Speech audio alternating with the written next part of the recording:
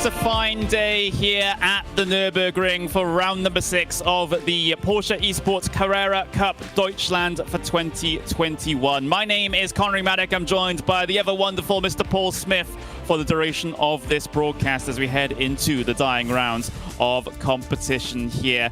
It's a very sunny day here at the Nürburgring. Track conditions looking very calm indeed. Maybe not as hot as we've seen at some other races so far this season. Maybe that's going to give the tire life situation a little bit of a boost for the drivers. But heading into this round, still so many untold stories here, Paul. Of course, we have that big old fight between Diogo Pinto and Maximilian Berneke for that championship win. Just a handful of points between the two of them. And of course, we've had a very recent development come from Diogo Pinto, haven't we?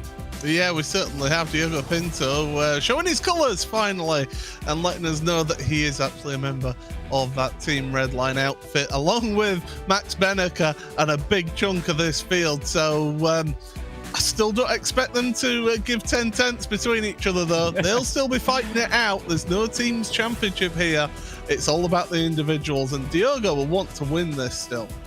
Yeah, I was about to ask you whether or not you thought that this maybe changes things with regards to the championship or not. Yes, we know, of course, it is not a team's championship. There's no constructors, team points, whatever you want to call them.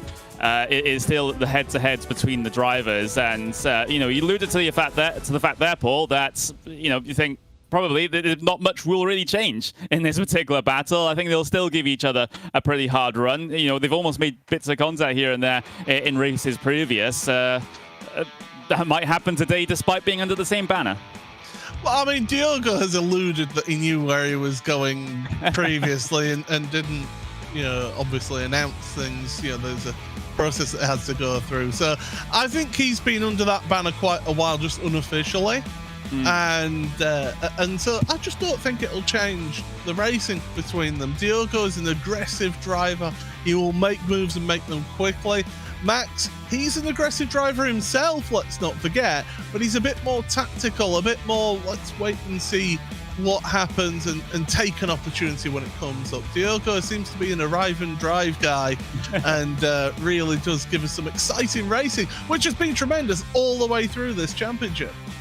Yeah, absolutely. But, we're heading into the Nürburgring now, Paul. This has typically been, if you look at previous Porsche Carrera Esports Super Cup results, this has typically been a very, very strong track for Maximilian Berneke. So I get the feeling he'll have the edge here today if that trend is going to continue.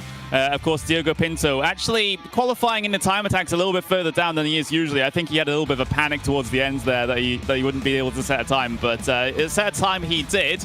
But I still think Berneke is going to come off at least the strongest here, at least if the early practice is to go by, if the time attacks are anything to go by. It seems like the form is there for Berneke up against what is his now new teammate. Absolutely, and I mean, time is running out now. That you need to be making moves in this championship. We've got 3 rounds of the championship remaining here. Red Bull Ring back-to-back, 1 week after the other. So the Red Bull Ring is going to be intense, that's for sure. And then that final event, which, well, Connery knows where we're going. I don't even know that. So, yeah, it's certainly going to be a fantastic end to the season. But Max Berneke, you point it out quite rightly. He is a man who's very, very, very, very versed around this track. It can be difficult to overtake at times around this circuit, but yeah, certainly Berneke, he'll be 1 eye up ahead. There's the look at the championship standings as it is heading into today. Diogo Pinto 8 points clear of Maximilian Berneke. That is a very, very small margin in the grand scheme of things here. So that can just change very, very quickly as we head into the final couple of rounds of the season. You also got to pay attention to the championship lead battle, but you got to look at the battle for P3. That is the final prize-paying position here in this series. Currently, it's Christopher Dambeats in that 3rd place on the 328 points, but David Williams is not too far behind there on 311. So David Williams looking to get himself a decent bit of pocket change for finishing 3rd in the championship there, as his start to the season wasn't exactly ideal for the Quanta SimSport driver. Yeah, you're touching it right there. He had a not the best of starts to the season, you would have to say. He was disappointed with his performances, but all the way through this championship, he's been growing more into this series and getting some really good, strong podium finishes in the last 2 rounds of the championship. So David is a one on the up here, and Christopher Dan Beeks needs to be careful here. He needs a good week this week just to steady the ship, so to speak, and to really put himself in a good position to try and hold on to that 3rd place in the series. Yeah, absolutely. So a lot to look at coming into this one, of course. You got a little other little scraps further down the order. You got one between Tiber and Ferreira, and you've also got Scrivens involved in the thick of things in there in that battle. So battle for P6, 7, 8 in the championship as well. Of course, no prizes for those positions, but a whole lot of glory, I would say, especially considering the usual strength of fields that we get here. If you're unfamiliar with iRacing, that's kind of like the average rating of the drivers coming into this. It tends to be very, very, very high. So even if you don't get any prizes for finishing 5th, 6th, 7th, whatever, you can still say that, you know, you're in one of the top competitions on iRacing, at least out of the countries that are eligible for this series. So that is something to be proud of. Certainly is. I mean, at the moment in session, we're just short of 5,500 average iRating. That's an average, so you know, it is a strong field here. You know, they all compete week on week, doing the time attacks, getting themselves to qualify for each and every round. It's not a gimme, it's not a given, and so they have to be of a certain level anyway to start with, in search of actual pace, a 1 lap pace. You've got to have that there. This is where now you see where that consistency comes. How good are people at being consistently quick? It's all well and good being quick on 1 lap. You've got to keep it going for the entirety of the race, though. Yeah, you really do, especially in racing like this, where, you know, it's only technically a 30-minute sprint race. It's you know, both 2 30-minute sprint races as well. So the race is over pretty much almost before it's begun in some instances there. So you don't get a lot of chances to work your way back up through the field. Of course, you can recover from a bad result in race 1 to then come back in race number 2. We've seen that multiple times so far this season. But you don't, even if you get yourself in that situation, you don't actually have a reverse grid to help you. So if you're able to climb up to P10 or P8 or whatever the reverse grid mark is, you don't get that in this series. So it requires a lot of hard work if things do go wrong, at least early on in race number 1. Yeah, absolutely. And all it takes is a bad start, just a bad getaway, you know, get your clutch bite point wrong, and before you know it, you're a sitting duck on the grid whilst everybody else is going past you in a rather fast Porsche showroom, it looks like. But yeah, it's little mistakes like that can put you on the back foot, and it's only in the first 100 yards already of the race.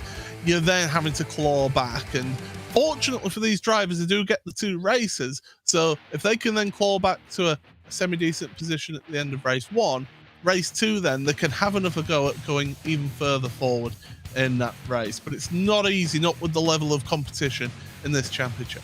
It's interesting you say about the race start here. They have been quite tumultuous at times over the course of this season, especially in the mid to rear of the pack. But here at the Nürburgring, that's going to be especially interesting because you have that tight hairpin of turn number 1. Then you have that sort of quick sequence of left-handers through the arena section that really does promote side-by-side racing, especially if you can hang it around the outside at 2 and 3 to then be able to give you the inside in towards turn number 4. It's a fantastic section of racetrack, and even those aren't the only overtaking opportunities at this racetrack. You can get a surprise move down into Dunlop if you're so inclined, and of course you have that run into the heavy braking zone of the NGK chicane at the very end of the lap as well. It's a fantastic circuit, Paul, and certainly one of my favorites. It is certainly a challenge for these drivers, a bit more technical of a challenge as this one. You've not got the outright high speed of some of the other venues, but through this section here, this is going to be one of the key points of this race, and through this first section is your best overtaking spot, in my opinion. But you can also get the cut back and defend back. It's a really good opportunity to, as you say, have side-by-side fighting. Through 5 and 6, you're pretty much single line through there. You will see people going side by side on lap 1. Dunlop hairpin is a funny one. You can make a move down there, but it's got to be a bit of a lunge, really. down here. And then it's out on the power. Schumacher S is a one-line part of the circuit as well. But then the left-hander after Schumacher S, he can throw a move down the inside there, but it then compromises you through the right onto the back straight towards the NGK chicane, as you mentioned. So it's a race where it's a thinking driver's race in terms of where you make those moves and how you make them.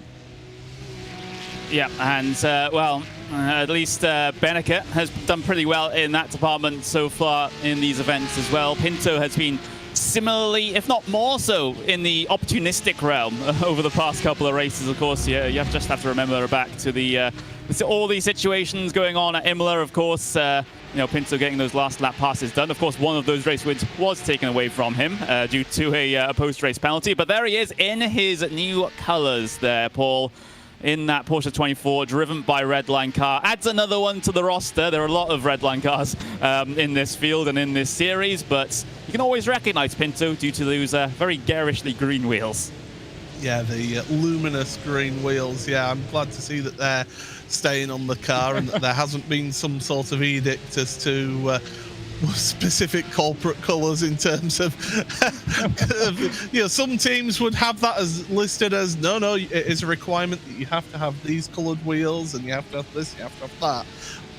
Yeah, let him keep his coloured wheels. It's really a thing that helps. It helps us, if nothing else, be able to identify him compared to the rest of his team and his compatriots. So yeah, it's good that Diogo's finally got that announced and got that known.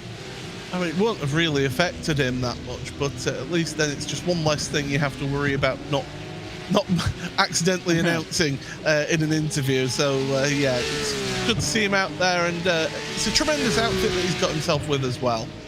Yeah, he's got himself, his driver model in the sim has purple gloves as well, so quite a bit of a mismatch in terms of the colours on that car. But it's good to see Diogo finally find a home, especially considering how fantastic he has been over the course of this season. He was doing pretty good in the back end of the Porsche Tag Heuer Esports Super Cup for 2021 as well. So hopefully he can develop a little bit more as part of that team. There's a lot of experience in that team. You got, well, just for example, Maximilian Beneke, Alexander Tiber, Gianni Vecchio. You even got Max Verstappen, if you want to count him as part of that team. Maybe not full-time, but part-time, I suppose, with his other commitments, especially today. But for Pinto, practice going okay so far, though. About a tenth of a second behind Beneke, but of course there's a lot more variables to consider in practice compared to our single lap qualifying that we'll have in about 7.5 minutes time. Absolutely. Of course, Pinto, he did automatically qualify for next season's Porsche Tag Heuer Esports Super Cup, so at least he doesn't have to worry about the Contender Series, which is coming up soon.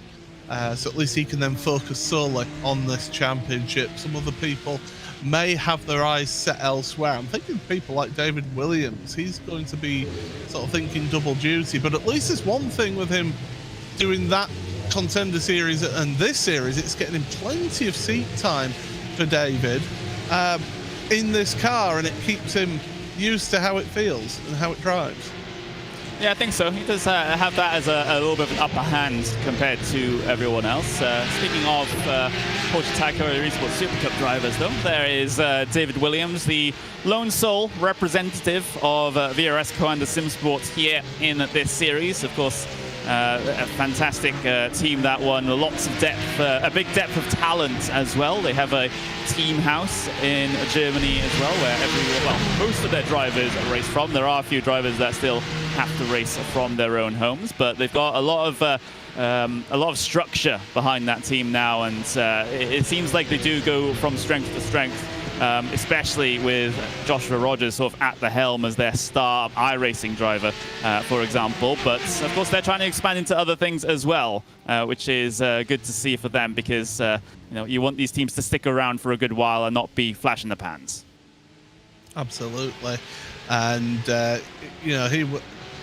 he's a very, very good driver in this car. He knows how to race it. As I say, as I said at the start of the broadcast, he's really been coming into this series. Took a little while to get the feelers in, but once he's got up to speed with the series, he's really been able to pick it up and go.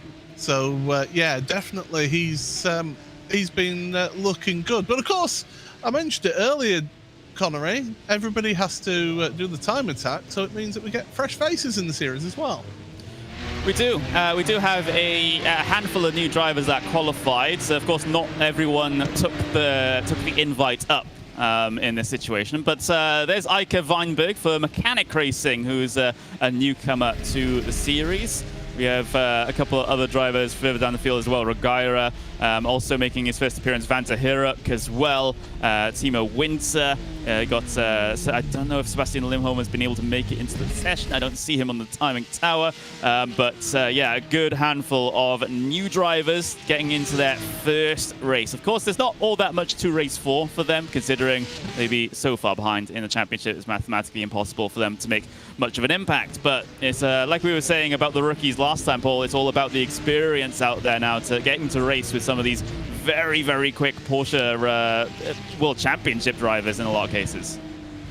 Yeah, and you don't improve unless you sort of pit yourself against the best. You know, it's all well and good being the king of one sort of series that has you know, a level of competition, but not as high a competition as this.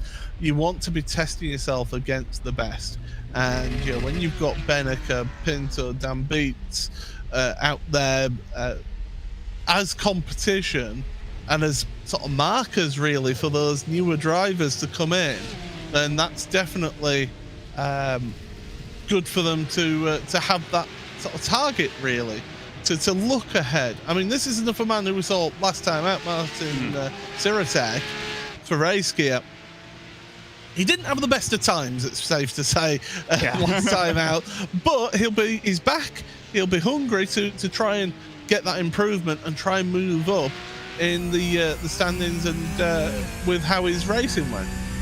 Of course, remember, if you're able to break into the top 32 in terms of the point standings after the end of the second to last round, so before the start of the final round, you will be able to get your invite into that final round. There will be no time attack qualifying procedure for that final round, so only the top 32 in points will be invited to that race. And of course, if any drivers inside that top 32 can't make it, then of course we will extend it down to P33, 34, however far down we need to go to be able to get ourselves a full starting grid for that final race. But for a lot of these drivers, you know, getting into that final race, probably the task to go for at the moment. The driver that's currently 32nd in point standings right now is Keanu Bushman, who is not a part of this race. So if you're those guys behind him, well, you have a lot to gain here if you get a good result. Exactly, yeah, and you might as well go for it. You know, get yourself into a championship finale is certainly an opportunity. Patrick Shilakovsky at the wheel, going down towards the Dunlop hairpin, and he's another one of our newer drivers who we've not seen much of so far. And well, he's got himself out there. He's doing laps. He's fresh out the pit, so he's not set a lap time yet. So he probably won't set a lap time really at this rate in practice. So he'll have to leave it all on the line to qualifying. And this is where me personally, how I like to race, is if as soon as the race session goes live, I'm there in the session. I want to get out there on track, see how the car feels in the conditions, and then see, right, how can I adjust my driving? How, you know, have my braking points changed slightly because it's slightly colder or slightly hotter than I've been practicing? So yeah, this warm-up session that these drivers have before these sessions are actually crucial to get their eye in for qualifying and then the race. Yeah, you got to figure out those track conditions. Of course, these all these cars do have that fixed setup, so you're not able to change anything regarding the car to be able to deal with the weather a little bit better. Everyone has the same thing. Of course, you can change the brake biases. Yeah, you can change the brake biases and some such, but there's no major changes, I would say, to be able to deal with the conditions. So no spring changes, no wing changes, nothing like that. So it's just what you can do with the brake bias. And well, let's see how these drivers have been able to adapt then, because we've got 30 seconds left remaining in this practice session. After this is done, we'll head into a qualifying session, which will be solo qualifying. So everyone is all out there on their own with no one else to impede or help them. They'll have 3 flying laps, 3 times laps to get themselves their slot on the starting grid for race number 1. That will be a 30-minute event. We'll have a bit of a break, and then we'll have race number 2, starting grid based on the results of race number 1 without any penalties applied. So practice is over. Qualifying is just about to begin. And this is going to be pretty crucial as far as early track position in race number 1. Certainly is, and it's not impossible to overtake here, but it certainly is difficult.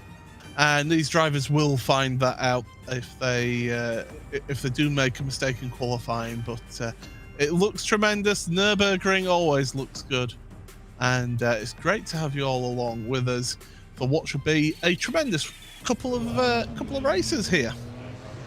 I'm looking forward to it. Drivers already out there now in qualifying. There is the number 70 Team Red Line machine. That is Gianni Vecchio out there getting his laps in. Vecchio, of course, sitting 5th place in the championship at the moment, just behind, well, a healthy amount of points behind David Williams, but and then a healthy amount of points ahead of Dylan Scrivens as well. So he's found himself in a little bit of no man's land as far as the championship is concerned, but I guess that's kind of a good thing that you don't have any pressure from behind, but a bad thing that you don't really have too much of an opportunity to go chasing for those points a little bit further up, or those positions a little bit further up, unless those drivers have a couple of problems. Yeah, it's a little bit discouraging when you find yourself in that little bit of a no man's land, and you've just got to then rely on your mental energy and keeping everything in check in terms of being able to really focus and keep pushing.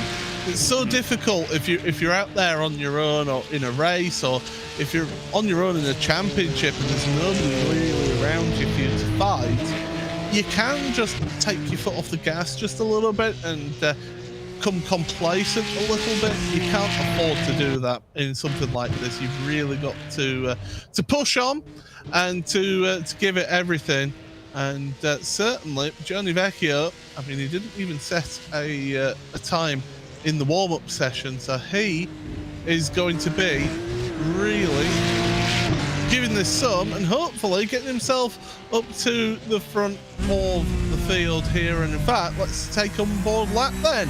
Through the final corner, take that wide line in to get the best run out of the corner, carry the speed across the line, keep it over to the left-hand side as we're heading down here. Pit exit marker, the pit lane exit marker is usually a good marker for your braking. Down the gears you go, tight hairpin. Try and some people keep it left, get it over to the right a little bit. Vecchio to open up this second corner, let it run out wide, keep it on the right hand side, brake nice and early, get the front end tight in to this hairpin, then straight away it opens up this right hand hairpin. Here, don't run too far wide or you'll get yourself an invalidated lap. And now down to turn 5. I think he's backing off of this one. I think he's got himself an off track. Yeah, he's backing off of this one. He's abandoned it. So look at that, Connery. How difficult it is to keep yourself out of trouble when you're pushing it out of that first arena section. Yeah, it is very, very tricky indeed. And, well, Vecchio, knowing that, he'd already lost a little bit of time coming through there, so thought, well, not really worth going and chasing over the rest of this lap. He's also trying to keep his tyres in good condition as well, so that he doesn't have to come back onto the pit lane, get us fresh to the tyres, and then get back out there. Just saving a little bit of time in that regard as well. There is Maximilian Bernecker just preparing for his lap as he warms up the brakes into the Dunlop curve. And now up through the Michael Schumacher-esque he will come. A couple of drivers still out there, still yet to set themselves laps, by the way. That's why you're not seeing any times on the left-hand side. Drivers taking their time a little bit to get those lap times in, at least the first flurry. But here's Simon Amosa then. He's on his way up into the NGK chicane here. Hop over those curbs there, and careful with the slide out, Amosa. Maybe a little bit of lost time there, but now into the Coca-Cola curve to finish his lap. Certainly is. Looking to get himself a good time. I think we're going to see Diogo Pinto go to the top of the time. I have a funny feeling if his lap is valid, it's not. It is valid. He's at the top of the timing. There you go. Fastest lap at the top of your screen. And he's leading Scrivens Amosa. Well, down to fourth now because Denela into third. Quite notable. There's a lot of drivers who have yet to get a lap time in the books here, including this man, Max Benneker. So yeah, here comes Max Benneker as he's going to come across the line to start his lap now. We saw his preparation that he was doing for this lap, so hopefully those tires are in the right place now on this flying lap for the driver of the number 11 car at the moment. Of course, he had to abandon his first lap, and a lockup there, slight lockup of the inside right front is not going to help him through turn number 1 there. Missed the apex a little bit, but tightened it up by turn 2. Now in towards turn number 3 as he continues to get that car slowed down. But it was a mistake early on in the lap there for Max, Paul, that is not going to help him. It's certainly not, and that won't help either if he gets himself an invalidated lap. I can tell you, Gianni Vecchio's on a good time at the moment, but Max, I do believe he's set a personal best, in fact a overall best first sector time. Down towards the Dunlop hairpin then. Keep it up to the left-hand side. Get your braking right. That tarmac on the left-hand side is a good marker usually. On the brakes. Through the Dunlop hairpin. You can V that off. Give yourself the run out of the corner. Up over the curbs. And then up over the curbs to the Schumacher S. Fourth gear. Hold it in fourth. Quickly up to fifth gear then. He's using all the curbs and then some. This is impressive to see. He's on the limit, and I'll tell you what, he's setting purple sector times on my timing screen right now. Through the right-hander then, let it run out, use the curb and then some. Up through the gears, up to sixth gear. Try and use as little steering input as possible through that kink. Keep it up to the right-hand side. Brake hard just before the 100-meter board. We're on the tight Grand Prix version of the NGK chicane. Up over the curbs, you absolutely mount those. Keep it over this curb here to widen this entry as much as possible. On the power once again. What's his time going to be, Connery? Well, it is a 1:57.319 to beat. It's a 1:57.116 for Maximilian Benneker. He goes 0.2 of a second faster than Diogo Pinto's first effort. Pinto, he came across the line just behind Maximilian Benneker, though, but that time was not valid. Pinto has another lap to go chasing for this one here, but so does Benneker, although Benneker did take the toe back to pit lane, so he's not going to be able to get out. Yeah, I think that's Benneker done, yeah, because he had to abandon that first lap. That's his qualifying done, then. And, well, Scrivens finds himself in a good fifth place at the moment. Only 9/10 off of pole position. So it's good to see him up there. He's been getting involved in a few instances in the early stages of races as Dylan. But we've seen throughout this championship he's been competing. He can really scrap and fight for those positions, and Pinto is back in the pits. His qualifying is done. Yeah, so that's the top couple positions set. What can Dylan Scrivens do, though, from fifth place? Currently, quite a bit of time to gain, though, to try and improve positions anywhere near those top handful of cars at the moment. Benneker class of the field for the moment. But for Scrivens, he is one of two drivers that had gotten themselves a penalty when you go over your amount of allotted penalty points on your license. 6 points gets you a back of the grid start for the next event. It was himself and Andrea Alberti that did that at the same event.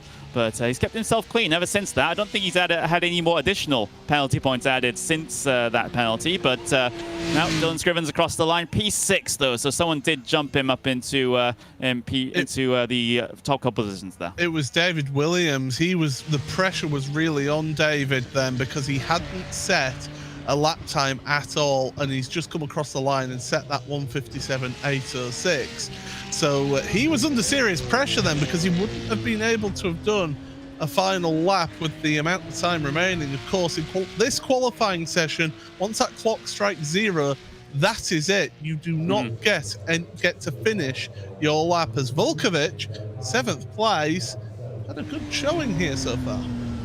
Yeah, great stuff from the driver, the number 21. You got Danela out there going slowly, so it looks like he's abandoned the lap there, so won't be able to get one in before the end. Like you quite rightfully said, Paul, system works a little bit differently here because we do have heat racing enabled in the server, so therefore once the qualifying timer expires, that will be it. You will not get yourself a chance to complete your lap there. So that's the situation that the drivers will just have to deal with.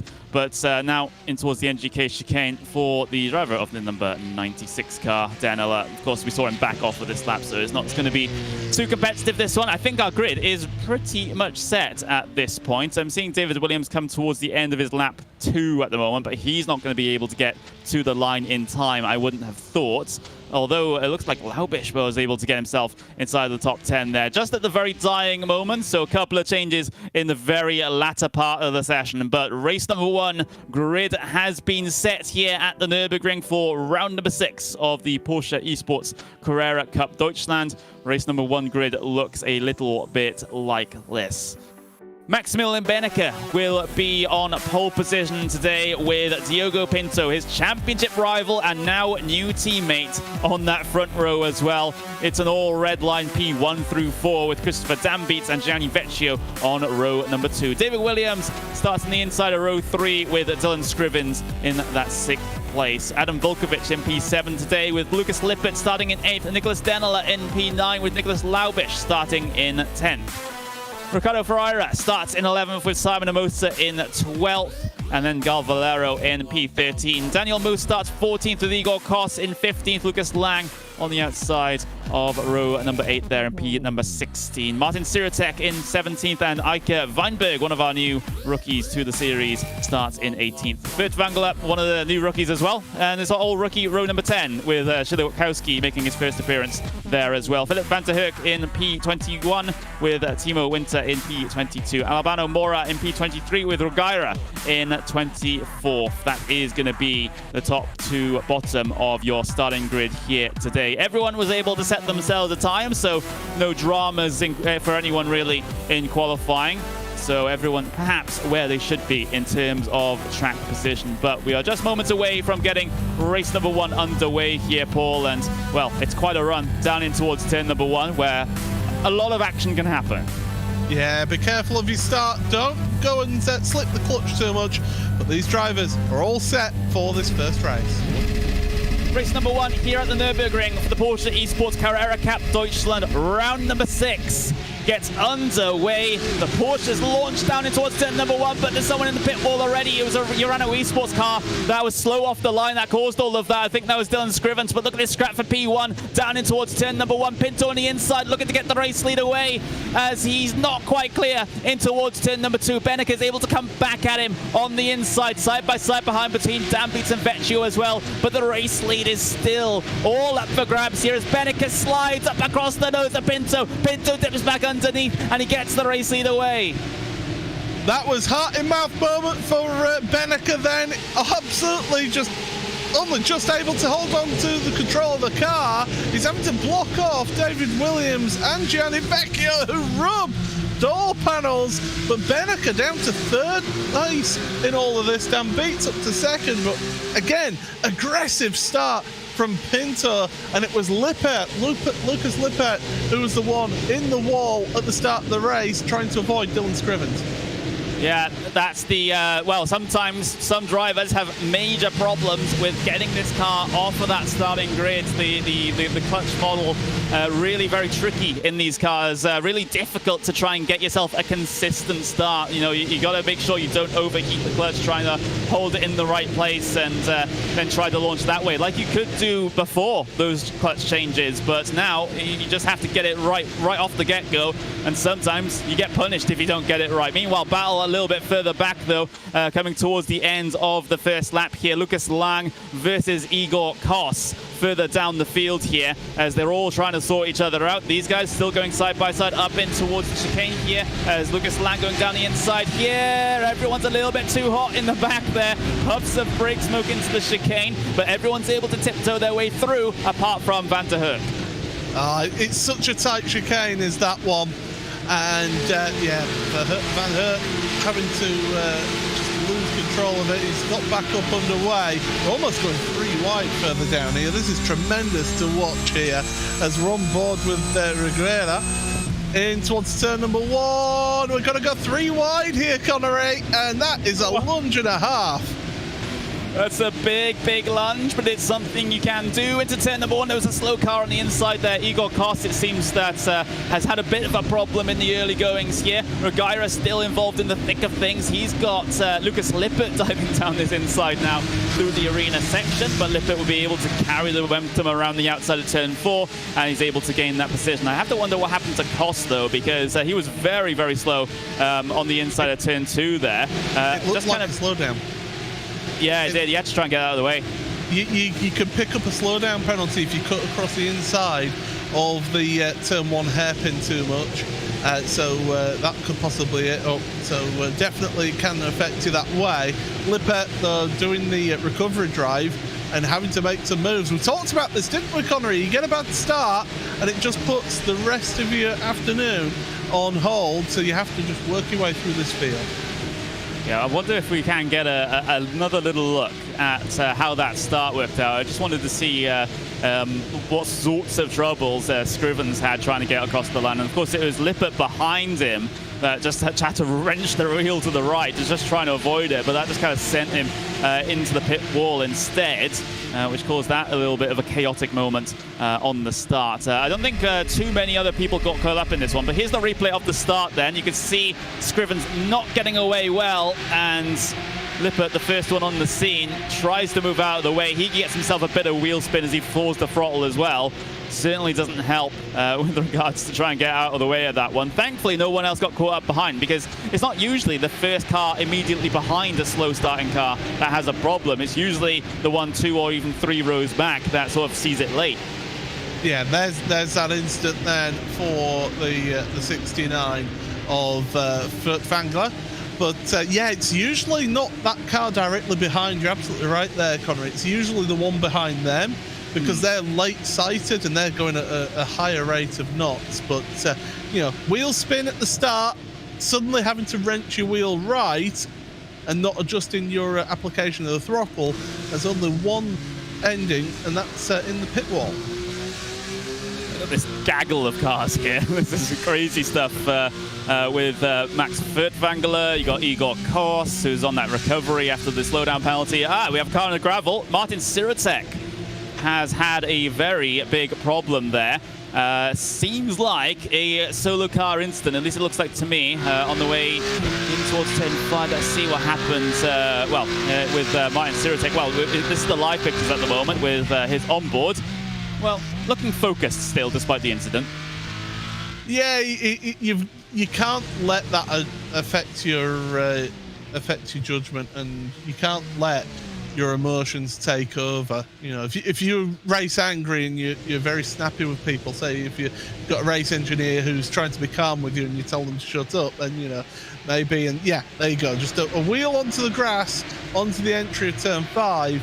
That's only going to end one way, and that's facing backwards into a gravel trap. Fortunately, able to keep it out the wall and keep it going there, but yeah, definitely not the best of time. And I said that he hadn't had the best of times last time out at Siracek, and it's just gone to show again as Scrivens making moves.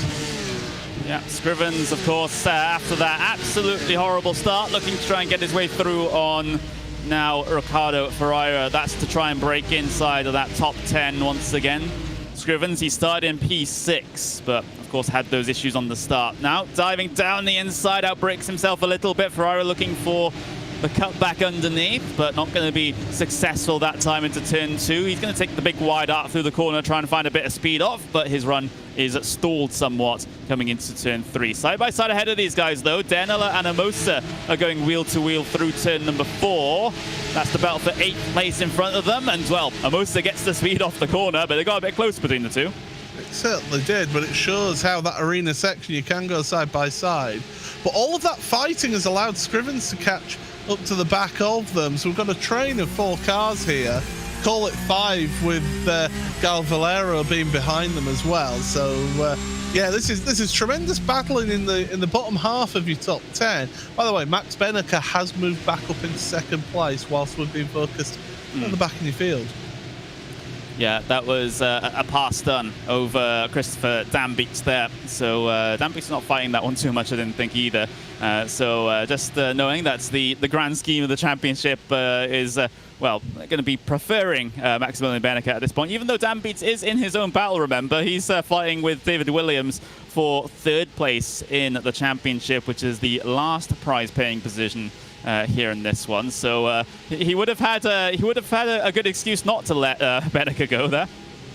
Certainly would. I mean, he's still got Gianni Vecchio between himself and David Williams at the moment. You look at how the cars concertina together there, under braking into the NGK chicane. Scrivens is looking to make a move into the final corner, and do you know what? This turn 15 seems to be a really favourite spot for Scrivens to start that move, and he finishes it down into turn 1. Is he able to finish it this time, though, as Denela just getting a little bit more speed on the way down in towards that first turn, but Scrivens has the positioning to be able to go deep down the inside, and he's got the pass done, and now Denela comes under threat from Ferreira, who's looking the long way around at turn 2, again trying to line up the run off the corner, but that's the 2nd time in the row that hasn't quite worked out for Ferreira. He'll dive down the inside with a big look, but not going to find any success there either. I see what Ferreira's trying to do there, just hasn't quite timed it right in the last 2 times he's attempted it.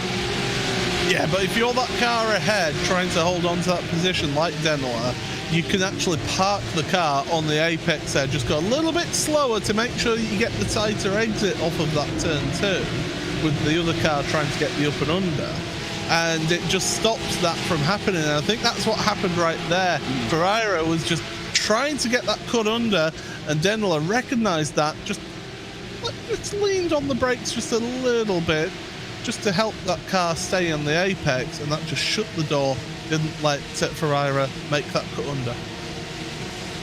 Yeah, so you pin yourself to the inside there, make sure that there is no opportunity for that car behind to use the speed gained by that big wide arc to try and slingshot through. We're riding on board with Ricardo Ferreira in the very pink Arnage competition number 13 Porsche.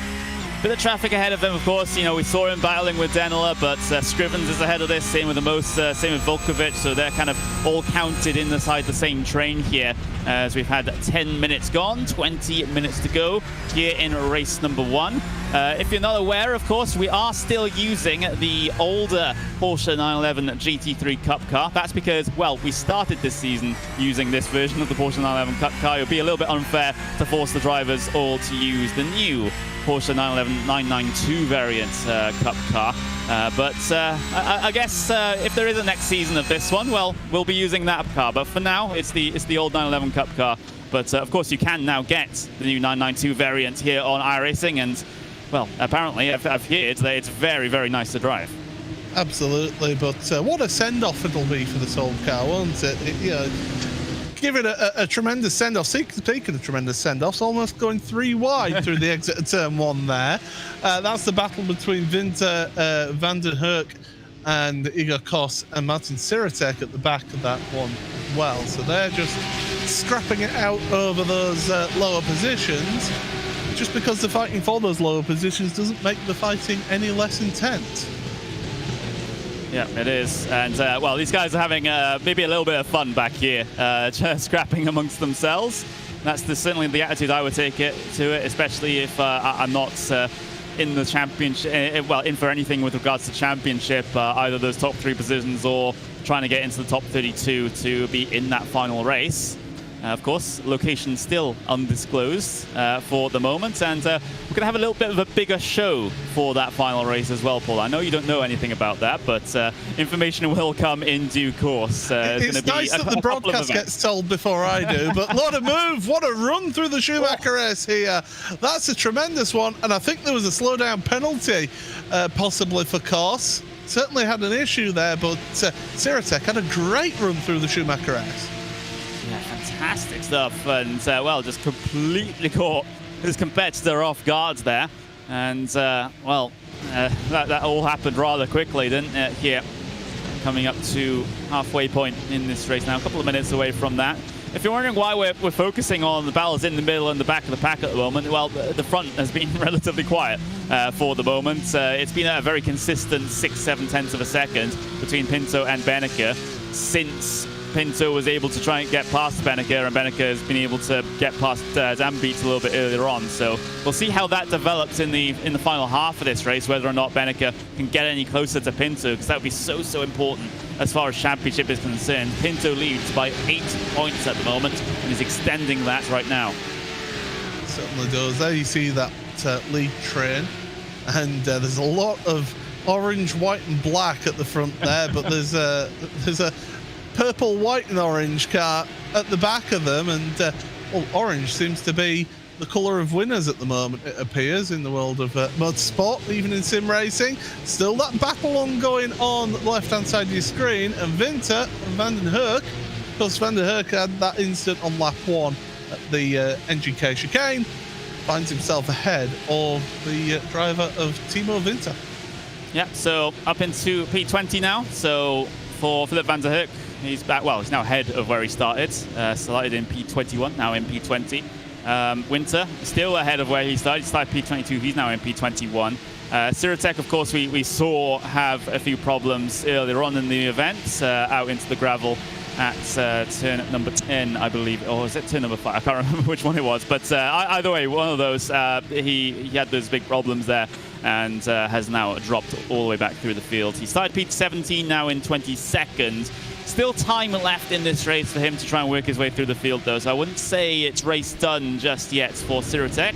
Still has positions on the cards a little bit further down the road, but yeah, let's see what happens here, because we've seen a bit of chaotic fighting so far. Our race stewards have been kept busy, by the way. There's a warning for the man in last place of Vangler for lap 1 contact in turn 2, and lap 1 contact in turn 13 is a penalty for the 103, which is Albano Mora. Yeah, so that's going to be applied after the race, post-race 5-second penalty. Of course, that won't affect his starting position for race 2, though. Currently in iRacing, we don't have the ability to add time at the end of the session at the end of a race as a penalty. We have to do that manually using spreadsheet magic after the fact. So he, even though even if he might have a driver within 5 seconds behind him at the end of this race, he won't be put behind them for the start of race number 2. And by the way, that's for that contact with Philip van den Hurk down at the chicane on lap 1. So that's what sent Van den Hurk around. So yeah, 5-second penalty for him, and yeah, that'll affect his post-race results. And of course, and we mentioned as well, drivers do get points on their license in this series, don't they? So that'll count against them for that. Yeah, we've only had, like I mentioned previously, only 2 drivers have gotten themselves a license point related penalties so far in this one. Andrea Alberti and Dylan Scrivens got themselves back of the grid starts for next event, a good couple of races back. Just trying to see if anyone's close to getting themselves a penalty at the moment. Well, bad news for Gianni Vecchio. He's 1 point off of getting a back of the grid start at the moment. He has 5 points on his license. Dino Lombardi, well, he's not in this race, but he also has 5 points on his license as well. There's a couple further down the field that have 4 points. There's drivers not in this race that have 5 as well. So, well, a lot of these rookies, well, they have a clean slate to work with, but some of the drivers that have been in the majority of the races so far this season, well, they've got to be a bit more careful that they have those penalty points available for the last 2 races, I would have said. Now, Daniel Muth is once again sporting his paint with his sponsorship positions up for sale. Your sponsor's logo could be appearing on that car. Do get in touch with him. I'm sure he'll be able to give you details if you are interested. I thought we'd done a good job of selling Daniel in the last round, but obviously not good enough. So, you know, if you are interested in supporting Daniel, there you go. Get in touch with him. He's there racing in VR, as you can see him there. He's also streaming to Twitch, it appears, as well. So that's good to see. But yeah, he's in VR, which not all of the drivers seem to get on with, do they? Some prefer to have the three monitors, whereas Daniel there, he's very happy in the world of virtual reality. Yeah, of course, you know, still a vast majority of the pro drivers would prefer triple screens, of course. VR not quite as mature as some of the pro drivers would have liked. Meanwhile, battle a little bit further down, involving the number 71 car. Timo Winter just gets a little bit loose, and that's Circuit able to get through and get that free position. Winter will even lose a position here to Igor Koss as well, so he'll have to file in behind him. But Winter just outbroke himself into Dunlop there, and carrying the speed through. Rear end wanted to come around in the middle of the corner, and you know how that is in these cars, Paul. It's very hard when that rear end steps out to get it back in line. Urano Esports down the inside, and that's the most all the way around. And that is not ideal there if you are Dylan Scrivens, because, well, you've already had your penalty point penalty already. I'm not sure what other way to describe it, but that was a bit close. Now, is Amosa squeezing Scrivens there, or has Scrivens come across, or have they both come across on each other? I'd love to see that from above personally, because I think that would give us a bit more of an idea. But yeah, Scrivens, it was going into that chicane, at the NGK chicane. It is an overtaking opportunity. It's a really slow chicane here, and right on cue. Thank you very much, Hugo, our lovely producer. So Amosa stayed in the middle of the track. 6 of one, half dozen the other there, in my opinion. Gotta be careful when you get so close in online racing. Plus, there was a little bit of a rear lock up there from Amosa as well, so that certainly didn't help things. But yeah, we'll have to see. We do have live stewards here in this series, so they will be looking at that incident, and if they feel if one driver is at fault, then they will ascribe a penalty, or if both of them are at fault, then there'll be no further action, and if none of them are at fault, it'll also be no further action. Funny how that works sometimes. Yeah, it's amazing that, isn't it? If you're both at fault, you're well, it's like, well, there you go. Move on. Let's get on with it. Speaking of getting on with it now, further down in your field for Ira, up into 10th place after that misfortune for Amosa. And now he's got his sights set on Denela, still not being able to get past Denela all of this time as, look at this for the lead. Battle for the race lead on the brakes through the NGK chicane. All will cross over each other through the chicane. Pinto still leads this, but Beneke, that's the first shot here to try and get himself back past. He has an entourage of teammates behind him as well. All 4 red line cars, all vying for all of those podium positions here at the end of race number 1. With 10 minutes to go, all of them have a decent gap back to Williams, so I guess they feel like they can fight, as Beneke down the inside of Pinto in towards turn number 1 now. Bit of a lock up there from Beneke, but he secures the inside. Now he has to hang it around the outside, carry all of the momentum possible here to be able to get to the inside for turn number 4. Pinto doesn't really squeeze him out there. Respectful driving between the two of them. Now Beneke does not quite have the overlap to make that happen through 4, but that's the first little spark in this battle. Yeah, it's amazing what happens when you leave each other space out there on track and don't just drive the other one off of the road. But anyway, this is the Porsche Esports Carrera Cup Deutschland, where driver behaviour and track limits are adhered to, and each other give each other space. But going down to Dunlop, then Beneke's shown his card now. He's showing that he wants to get ahead, and he's shown one possible opportunity for him. I think Pinto has been pushing hard, and possibly Beneke's just been sat back looking after his tyres in that first half to 2/3 of a race. Now we're into the final third of the race. Business has picked up, and he's starting to really start to push Pinto. Coming up to Vorsteiner now. Just a handful of minutes left in this race. Still time, though, for Maximilian Benecke to be able to make this move. But I think even if he makes it, he won't be able to get clear. That's how even these guys have been in terms of the pace. But now up the hill into the chicane. Benecke just showing the nose there, trying to scare Pinto off his line. But Pinto won't fall for such tricks. Now is the all-important run into that final corner. You have to get the launch out of here to be able to make a move happen in towards turn 1. Benecke trying to get the traction down, trying to move around in the traction zone a little bit there. Pinto feeling the need to go and try and break the slipstream towards the pit wall there. But Benecke simply not close enough into turn 1 this time around to make a move like he did last lap. He has to sit there once again and just watch and wait. I bet Dom DeHaan is currently watching this and saying, all right, let's play it a bit civil, lads. Yeah. We've got a very good 1, 2, 3, 4 here. And we're on for a really good result. But Benecke and Pinto, they're fighting for a championship. And it's, it's tooth and nail between the two of those. It's so incredibly tight and competitive. Meanwhile, Daniel moves up over the curb and around he goes.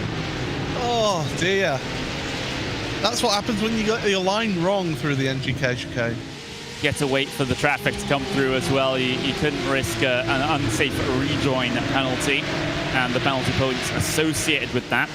On the left-hand side, you have that leading train. A little bit further back, you have a slight battle that we've been sort of keeping an eye on for the moment. They're heading their way through Dunlop at the moment. This is Scrivens versus Volkovits versus Denela. This is the battle for P8, 9, and 10, respectively. I did see Laubish have a problem a bit ahead of them. He lost the position to Williams. So it seems like he's now going to be dropping back into this battle. Yeah, Williams and Laubish were fighting away, but now he's dropped back, and Scrivens, he's got his teammate in front of him. So the two Urano drivers moving forward. I will say, good recovery drive from Scrivens up into 7th place. I mean, yeah, he's had that one incident with Simon Moser, which we've not heard anything about as of yet. Of course, the stewards still have plenty of time to make any decision if they feel that a decision is needed as through that final corner they go. So yeah, Laubish just having issues on that last lap, and just looking at his lap time as he crosses the line, it is down 2 minutes 2, so he had an issue out there. Yeah, it did seem to be the case. He didn't quite spot what it was, but certainly it's brought him back into this battle. He does have the benefit of having his Urano Esports teammate behind him, though. So I doubt Scrivens will be too aggressive with him. And, as a result, I hope there's going to be no animosity between the two teammates. We can't be having teammate drama at this point in the season. We've got enough of it between Pinto and Benecke, although that is more of a drama on track rather than outside of the track, I would have hoped. Never say never, Connery. Yeah, this is sort of just died down that little bit. There you see it in the bottom corner, but that lead battle, Pinto, I just feel that Pinto is holding up Benecke right now. I think Max, he did look after his tyres and is really pushing on now, but time's running out. We've only got 5 minutes remaining of this race, so you're only looking at about, what, maybe 2.5 laps remaining here, maybe 3.5 laps, depending how the time falls. There's a scrap behind them as well between their two other teammates, Dan Beats and Vecchio, who are getting a little aggressive with each other on the way into the final sector there, through turn 10 and 11, now through Ad Van Bogen on the way up the hill towards NGK, and well, Benecke just staying in line, as is probably the best plan for now. Coming into the NGK chicane, you're only really looking at that as a last-ditch move on the final lap there. It's got a very low percentage chance of both cars coming out of that one alive. Let's just say that. But out of the final corner now, Maximilian Benecke still not as close as he was just those couple of laps ago. He's going to catch up a little bit in the slipstream here into the braking zone of turn 1, but I think Pinto has been able to manage the gap after that moment of fighting and is just giving himself a tiny bit of breathing room. It doesn't look like much, especially on this rear view camera, but it's enough that Benecke's kept at bay for now. well, we saw the championship live standings. And, oh, Pinto with a bit of a slide there, locking up the rears. That's given Beneke the sniff of something here. He's wanting to pounce while he can. Can Beneke do something? No, he can't. But we saw on the live standings on screen just a moment ago that Pinto is going to be extending his championship at the moment to 13 points. Of course, last time out, they both got the same positions in the 2 races, and therefore they didn't actually gain or lose any positions or points in that standings. But Pinto going very defensive, too defensive. He's overcooked it. He's forced to the defense through Dunlop, and now Maximilian Beneke has got himself through up into the race lead, turning this race on its head with 3 minutes to go. But we're not done here, because Pinto's got the run back off the top of the hill, now on the brakes in towards turn number 10, trying to find his way around the outside. Beneke overcooked the corner a little bit there, forces Pinto to slow down as he exited the corner, and now through Vorsteiner down the hill towards Ad Van Bogen. Beneke is able to hold on, but Pinto is rattling his cage a little bit here, trying to get himself, get a reaction maybe out of Beneke, especially showing the nose like that into the NGK, as Beneke will leave the door open, but Pinto's not able to stick his foot in. And look at how that's brought 3rd and 4th place into this battle. And if they're not careful, they'll also bring David Williams into this battle. He's been out on his own, really, the last few laps. So this is tremendous stuff. The first 4 covered by less than a second across the line. That is absolutely tremendous. And the thing is, we've still got another, 2 laps of this race remaining. We do. 2 minutes as it all closes up into turn number 1 there between the 4 teammates. It's Beneke, Pinto, Dambeats, Vecchio in that order. Vecchio actually has the fastest lap so far in this race, would you believe it? I think maybe the pressure is telling for those drivers in the race lead, and of course Vecchio has had the benefit of getting the slipstream off of all 3 of them. But as they head out of turn 4 now, Pinto got himself a little bit of a slide that time around. Car didn't seem entirely comfortable getting the power down.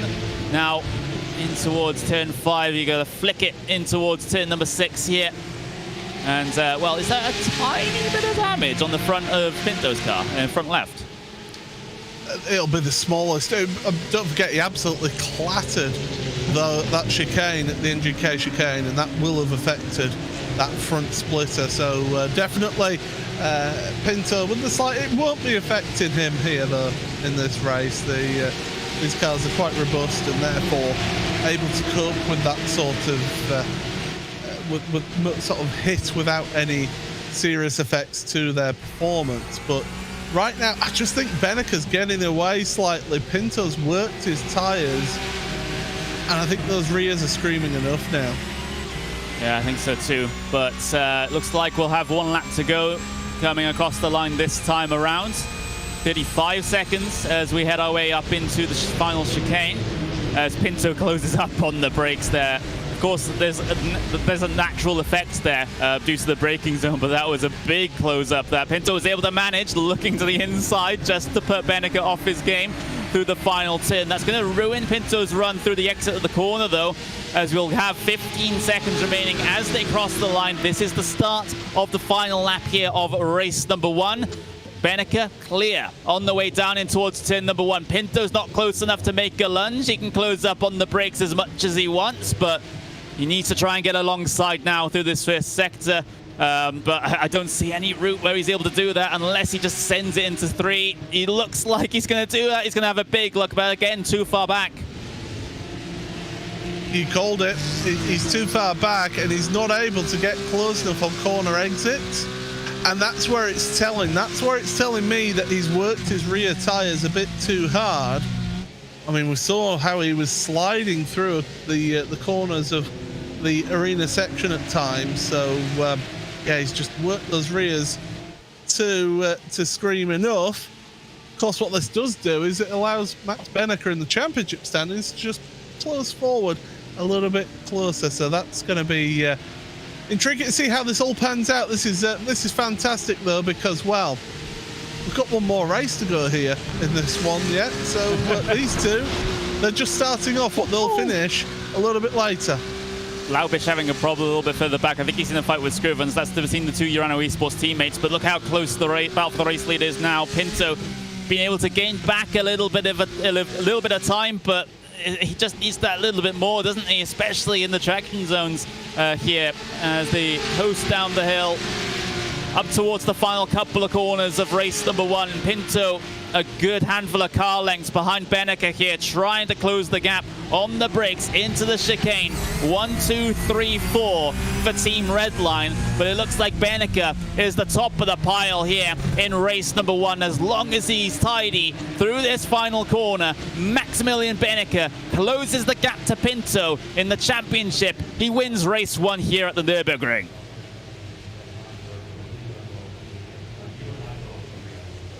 Dambeats, 3rd place. Great in terms of his battle for 3rd in the championship with David Williams. Vecchio getting himself a respectable 4th place finish. Dylan Scrivens, 6th place, ahead of his teammate of Nicholas Laubisch there. That was a situation that we had at the very end away from our cameras. But, oh, that was a little intense there towards the end, Paul. Yeah, that was really good and thoroughly enjoyable. And yeah, Max Beneke certainly deserved that win. He looked after his tyres early on in the race, and that final 10 minutes really just came alive. And there's a reason why he's a king of the ring here, and that's because he's just so consistent and good round here. Yeah, absolutely incredible. Here are the unofficial race results from race number 1. Of course, post-race penalties will have to be applied to those that the stewards deem worthy of those penalties. But here are the unofficial results. Maximilian Beneke, P1, ahead of Diogo Pinto there. So he closes the championship gap from it's now 3 points between Maximilian Beneke and Diogo Pinto. It's a 5-point difference between P1 and P2 in this championship. Christopher Dambeats in P3 with Gianni Vecchio in P4. So that's the 1, 2, 3, 4 for Porsche 24, driven by Redline. They were so much faster than everyone else out there today. David Williams inside the top 5, though. Another great top 5 finish for David Williams, but not quite enough to be able to gain some points over Christopher Dambeats in the battle for 3rd in the championship. Dylan Scrivens in 6th place with Nicholas Laubisch in 7th. Adam Volkovic in P8 with Nicholas Denela in P number 9. Ricardo Ferreira rounds out the top 10 in race 1. Then having a look further down the field, Gal Valero in P11 with Eike Weinberg in P12. Great stuff from the driver new to the series. P13 goes to Lucas Lang with Patrick Shilikowski in P14. Lucas Lippert 15th. Amosa after that instance in the final 3rd of the race, I would say, puts him back into 16th place. Albano Mora in 17th with Philip van der Hurk in P18 with Daniel Muth in 19th. Martin Sirotek rounds out the top 20. And then the final cars on the finishing results here. No outright retirements today here in race number 1. That's pretty good going. So Pedro Regueira, P21, Timo Winter, P22, Mats Hurtwangler in P23, and Igor Kos in P24. The entire field within 46 seconds of each other. So that's great to see everyone finishing on the lead lap. No one having to abandon the race early there, Paul. Yeah, great to see. Always good to see everyone finishing who started the race, and certainly we saw some tremendous racing. And really, the racing all went wrong straight away for the 222 of Lucas Lippert, who at the start was behind Dylan Scrivens. Dylan Scrivens had an awful start out there. He just didn't get away, and you'll see it in just a second right now. The rest of the field gets a good run, but look at that, just full of wheel spin for Scrivens, and Lippert trying to avoid, heads straight into the wall. There was a little bit of contact further down as well, but here's another look at it from above. You see Scrivens and straight into the wall. Very little that Lippert could do about that one, really. But yeah, it was not the best of starts for him, and then we see even more action further down, and this was the 69 driver of Max Furtwängler. He was found at fault for contact in turn number 2 here at the start, and look at that, he went and sent it around the outside, and then he's there, and well, I'll just send it into the side of the 73, and that's why he ended up with a penalty, even though he fell down the field. Yeah, of course. But the thing is, those penalties will only be in effect after both races are done here. So that means if you get a penalty, post-race time penalty here in race 1, it won't affect your grid position for race number 2. So you're still starting where you come across the line in the race. And that's something to keep in mind here as we head into race 2 in a good handful of minutes' time. Continuing on with these highlights, though, I think that the main sort of featuring elements of the majority of this race were these little scraps here in the mid-pack between Scrivens, between Laubish, Ferreira, Amosa, all those drivers involved in that. That was a really close run thing between all of those, and, well, they were pretty close in qualifying as well, so it's understandable that they were also close during the race. Absolutely, and it gave us tremendous excitement in the first half of the race when the leaders were just happy to stay in a line of cars. Scrivens, the exciting driver, because he was having to try and make that recovery drive after getting such a bad start to the race, and this was him making a move on Nicholas Denelot. And, well, even more moves further down as well. The 285 locking up, getting into the side. And Igor Kos, well, he did not have fun out there in that first race. And I think that damage is what caused him to finish all the way towards the rear of the race there. But race 2 is a new race, of course. So despite all those situations, Kos has a chance to do the last to first challenge, at least, have a good attempt at trying to get as far up the field as he can. Of course, incredibly unlikely he'll be able to get to first, but stranger things have happened in racing. But we do see fantastic racing here. There's the contact between Scrivens and Amosa later on in the race, just getting a little bit too close for comfort on the way into the NGK chicane, and, well, Amosa obviously came off the worst there, not helped by the fact that he had a bit of rear locking. But then, inside the final 10 minutes, all of a sudden, we had the big scrap that we were waiting for between Maximilian Benecke and Diogo Pinto. Pinto leading the vast majority of this race, of course, trying to extend that championship gap, but Benecke, he was just waiting patiently. He saved his tires, I think, towards the end there. That's a conjecture that you had as well, Paul. And he was able to go on the offense here late on in the race where Pinto was just struggling for rear traction. Yeah, and you look at that, he didn't desperately try and make a move. He put himself in a position to make moves, and Pinto had to go defensive. And then it was through the arena section, Pinto was, the back end of his car just got out from him. I mean, this was a little bit early. This was about 10 minutes before the end of the race where these moves were being made. And this is tremendous action. You can see the respect between the two drivers. They've been at it all season of these two. And yet, still, some of the cleanest racing that you'll see. Absolutely brilliant stuff. And at this point, Pinto was able to stay ahead. But then a few laps later, Pinto had a slide through mid-corner of turn number 3, and that gave Benecke that perfect opportunity to take the lead. So there's, of course, we saw the number 53 there, the driver Daniel Muth, who still is looking for sponsors, as you can see on his car. You're not helping your case there, Daniel. Yeah, although it got screen time.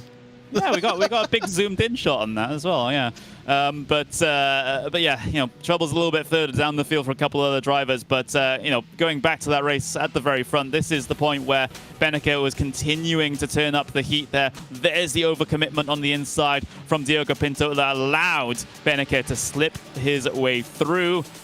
Perfectly executed move there for Benecke. He forced Pinto to go defensive, forced him to take a line he doesn't usually take into the Dunlop hairpin. You don't really practice, at least if you're a regular driver, you don't really practice the sort of inside line breaking into there. So you can understand why Pinto then washed out in the middle of the corner and Benecke was able to slip in underneath.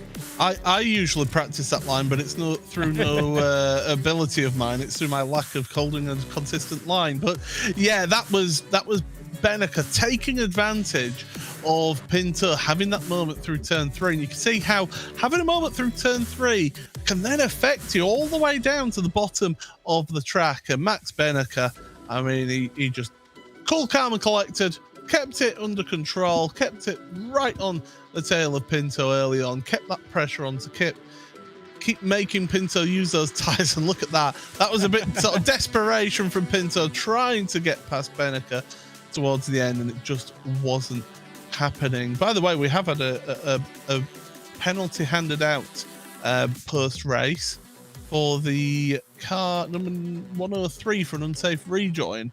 And that was Albano Mora. So that's the second post-race penalty that Mora's got here. So, yeah, he's been affected with a total of 8 seconds of penalties from race number 1. That'll affect his result, but as you commented earlier, Connery, doesn't affect his starting position.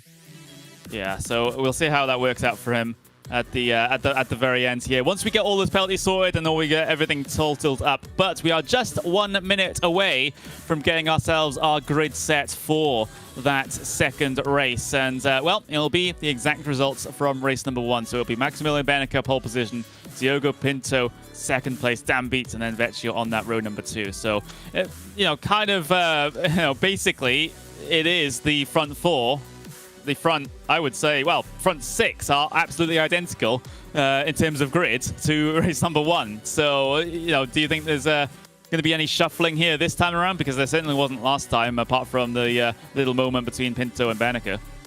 I mean, to be honest, there was that doesn't tell the tale of what happened in race number 1. So I think second race, Pinto will want to try and get one over Max again to be able to hold on and get that lead to back where we were at the start of 2 rounds ago. So it's definitely, he'll be hoping to get one over and finish, switch the positions for the second race over Max to at least hold on to the same lead as before. So the gap between Pinto and Beneke stands at 3 points heading into this race. Diogo Pinto ahead at the moment, but that can all change. Another result like that for Maximilian Beneke will promote him up into the championship lead, no matter what happens to Diogo Pinto. So there's the starting grid, exactly the same as the race results from race number 1. We got about 30 seconds to get all of this done. So you can see the names cycle their way through the field he's got over the course of today. But yeah, lots of drivers, maybe a little bit further back to the pack. Igor Kos in particular, Siratek looking to work their way through in this race number 2. So drivers just getting themselves ready now. Is a pretty hectic start for race number 1, but what does race number 2 hold here at the Nürburgring for round number 6 of the Porsche Esports Carrera Cup Deutschland? Cleaner start this time, no one slow off the starting grid, but let's have a look then down in towards turn number 1 for the first time. It will be Beneke leading from Pinto, from Dan Beats, but Vecchio side by side with his teammate as there's a spinner in the back there as the cars have to scatter to try to avoid that one. Didn't quite catch who that was. I think it's Ferreira as well in the Arnage car. I think Scrivens was having a little bit of a connection problem as well at that point, and ends up going around. This is one man who needs to make some moves forward in this early going, David Williams.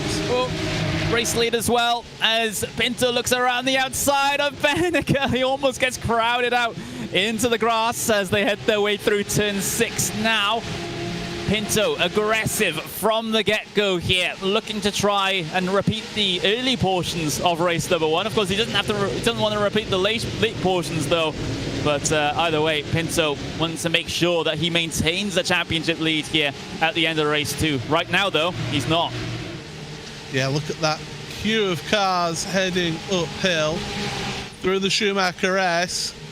And, well, Beneke, if I'm Pinto, I'm going to sit behind. I know you naturally want to get in front of the car that's ahead of you, but I want to sit behind. I want to do to Max what Max did to myself in race number 1 and just look after your tyres.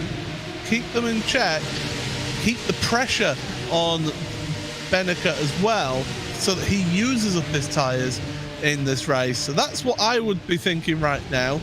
But tremendous battling further down your field as Lippert still trying to work his way forward. And that was Adam Volkovic off, and even more off. That was Timo Winter and Albano Mora. Yeah, as I think that car looking to come back on circuit kind of didn't help with the next incident there, due to Mora wanting to try to avoid that car potentially unsafe, or rather Winter wanting to potentially avoid that unsafe rejoin. Just brings him straight into the side of Mora, who was on his right-hand side. So a little bit of a chaotic end to the lap there, a little bit further back through the field. But you can see Circuit and Van der Hoek going side by side on their way through the first sector. And, well, a little battle between the two. Of course, Van der Hoek, one of the, well, his first appearances here in this one, looking to try and get involved in the thick of things here as, well, he's a bit surrounded at the moment, all things considered, but as long as he can keep his cool, should be able to continue on. Scrivens around the outside of Circuit, gives him the inside. That's clumsy. That was very clumsy indeed. And, well, Van der Hoek, welcome to the series. Two races, 2 incidents. Yeah, that was Vangler with the absolute send down the inside of turn 6, got up over the curb, and, well, there was only one path he was going to take after that one, so I can expect a penalty to come out of that one. Martin Circuit continuing on for the moment here. He's in 16th place here at the moment, is Circuit. So he started 20th, so he's already gained 4 positions on where he started here. And a little bit of fighting further ahead between Lang and Lippert, I believe it was, further down the road. So that's the situation back in the mid-pack, but the race lead to hold things very close. There's Vangler's, well, error. Yeah, he's got it all over the curb and bounced over the curb into the side of him. You know, he was a bit out of control there going into turn number 6. Oh, now... You weren't alongside there, and I'm afraid that's rather silly there from Patrick Shilakovsky. Yeah, so Shilakovsky going for a door that was never really going to be open on the way in towards the NGK chicane there. Tags Timo Winter around. So it seems like the newcomers to the series are getting themselves in all sorts of problems here in race number 2. We can forgive the inexperience perhaps a little bit there, but a bit of a chaotic first 5 minutes in the mid-pack in the back, but at the very front of the fields, well, it's the big old red line train once again, although it's more like a red line pairs of cars, and also Count David Williams sort of in that one as well. There's the big spin there from Scrivens. Oh, just collects Ferreira as well, nowhere to go. Yeah, to be fair to Scrivens, that's just him losing it. And Ferreira, as you pointed out there, where do you go? He's taken that tight line, and the only place he could really go is right. And unfortunately, Scrivens, with that spin, it just caught him, sent him into the wall, and Ferreira is actually out of the race. Yeah, he is. There's the look from up above of Adam Volkovich. Oh, that's the incident that kind of triggered everything through the NGK chicane at the end of the first lap. There is the Timo Winter and Mora incident going off into the grass there. There's also one that had to try and skip the chicane as well, seeing everything going on ahead of him. So, yeah, a bit of a weird situation into the final couple of corners on the end of that first lap, but we've got ourselves into a good rhythm, I would have thought, at this point. There's the 3-car train for what is P3 at the moment between Dan Beats, Vecchio, and David Williams. So Williams has been able to keep with the red line cars this time around. That wasn't the case in race 1. Yeah, but the thing is, Williams was fighting with somebody else for 6th place and in the last time, which was Nicholas Laubish. And it showed. He just dropped off the back of this leading train. He needs to be up there. He needs to be trying to get ahead of Christopher Dan Beats. Dan Beats, if I'm him right now, I'd be saying to Gianni Vecchio, look, please don't attack me. I'd rather you be that buffer between myself and David Williams for 3rd place in the championship. Yeah, that would be the useful option. Well, useful if your name's Christopher Dan Beats, maybe not so much if you are Gianni Vecchio, but I know Gianni probably, well, would rather fight for the position than help out Christopher here, as at least that's what his car body language is telling me at the moment. He's following right up to the rear bumper of Dan Beats here. So I wouldn't be surprised if he decides to make a little bit of a move at some point soon. Not this time into Dunlop, because that's not really the premium overtaking choice here. Although Beneke decided to buck that trend at the end of race number 1. But for Vecchio, it's all about getting the run through the S's here. Doesn't quite get a good run. Dan Beats was a little bit cleaner through the apexes there. I have noticed, though, that both Pinto and Vecchio prefer to cut the right-hand apex of the Schumacher S so much more than what Beneke and Dan Beats have doing, and it's been upsetting their car on some occasions as well. And that's the risk that you run there by cutting that much and going over the curb so aggressively. You can upset the car how it runs through the corner, and we keep on mentioning it in the series. It's a rear-engined car. If you upset the car and the back starts going, it acts like a pendulum, and before you know it, you're facing the wrong way. So you've really got to be careful. Now, of course, these drivers in this series, they're all some of the best sim racers in Europe, and they have got so much experience in this car that they will feel confident right there. Vecchio, do you know what? I'm still feeling that Gianni's looking to make some moves forward here. Yeah, this is what I meant by, you know, I get the feeling he's not just going to sit behind Dan Beats here and be the buffer that he needs back to Williams. All the signs point towards Gianni wanting to try and make his way past at some point here. It's just a matter of where, really, because he hasn't had the most obvious overtaking opportunities just yet. Here's the onboard with Martin Ciracek then, as he's involved in a fight for P15 with Pedro Regueira ahead of him. So there's the view of Ciracek and his triple screen setup there. Of course, favored by most of the pro drivers. Of course, you do see a handful of them in VR, but it seems like the triple screens are still the way to go for the moment. But you know, if there is a good VR headset that gives, you know, that's able to do everything that triple screens can and more, while also not making the driver nauseous, then maybe we might see more pros actually take to the VR headset instead of the triple screens. You could well see that, absolutely. Anything that gives one of these drivers a competitive advantage, they will take it. That is just as simple as that. And right now, certainly looking good. Ciracek in 16th, so he's been working his way forward in all of this race. Scrivens has just moved ahead of Weinberg, so Ike Weinberg then moving down a position to 13th, and Scrivens again having to make a recovery drive here. It just seems to be that for every good race that he has about 4 or 5 bad races.